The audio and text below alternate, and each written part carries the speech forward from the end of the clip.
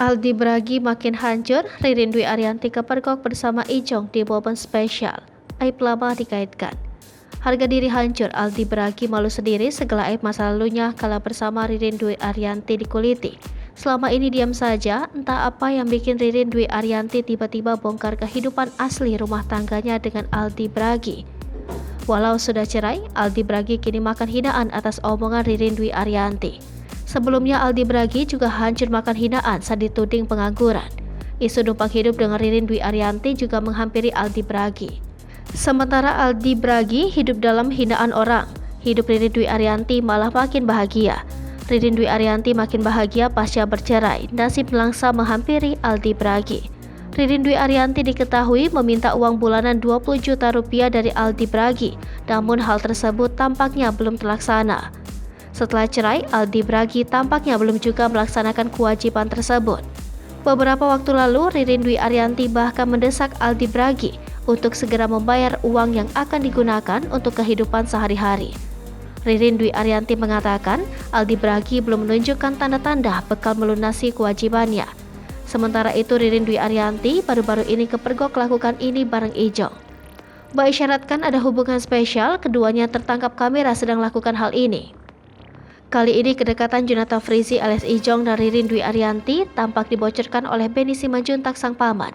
Tak main-main, Ijong dan Ririn kepergok sedang pesta menyambut Natal. Ririn Dwi Ariyanti bak tak bisa canggung berkumpul bersama rekan dan keluarga Jonathan Frizzy.